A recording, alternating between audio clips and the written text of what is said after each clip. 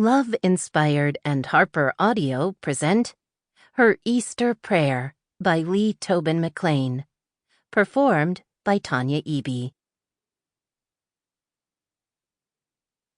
Weeping may endure for a night, but joy cometh in the morning. Psalm 30, verse 5. Dedicated to my sister, who teaches adult GED students with sensible good humor and no expectation of applause. Thank you for all you do, Sue Spohr. Chapter 1. He was watching her and the students again. Emily Carver deliberately looked away from the dark-eyed handyman who kept finding things to repair in her library's teaching space. There had been a time, in her carefree 20s, when she'd have smiled at a handsome man who seemed to take an interest in her, but not anymore. Anyway, his expression wasn't flirtatious so much as curious, watchful, assessing.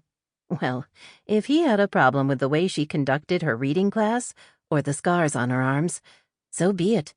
She had to shepherd 9 students on to their lunch hour, a task sometimes easier said than done with this particular group. The Bright Tomorrow's Residential Academy wasn't fancy, but most classrooms featured views of the Colorado Rocky Mountains. In early April, they were a marvel of snowfields and evergreen forests and giant boulder peaks, reaching toward a sky as blue as a baby's eyes. Emily had only to glance out a window to remind herself that God's creation was far bigger than her human-sized problems. She put on a smile, easy enough when she looked at her beloved students. "Angus, remember to keep your hands to yourself," she said to a 5th grader who was pestering the boy in front of him. "Shane, you forgot your book. It's fine. Here you go," she added, handing the child his copy of The Secret Garden.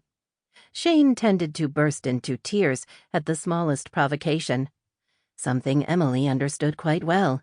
She'd been there. Automatically she reached for Lady, but her service dog wasn't by her side.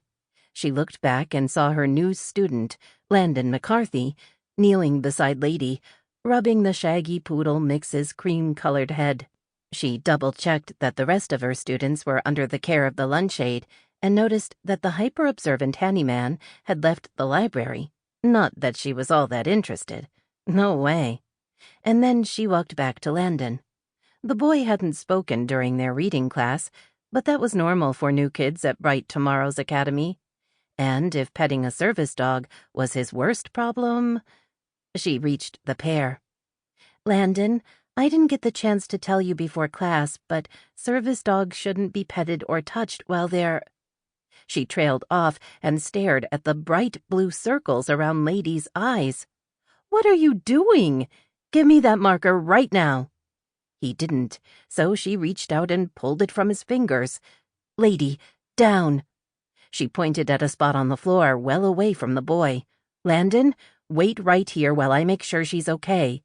I didn't hurt her." The boy's tone was gruff. A quick check of the dog assured her that he was telling the truth.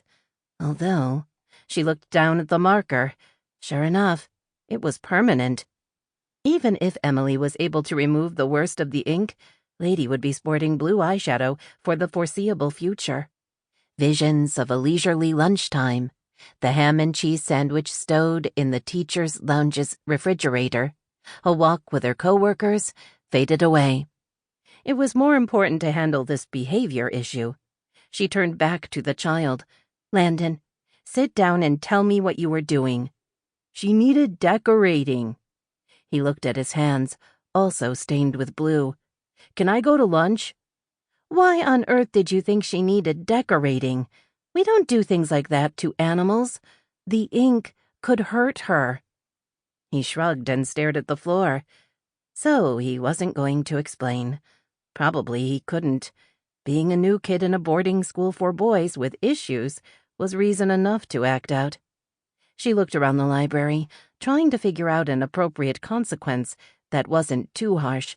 She wasn't going to have him scrub Lady's face, but maybe he could clean up something else instead, she decided. And working together might... Sample complete. Ready to continue?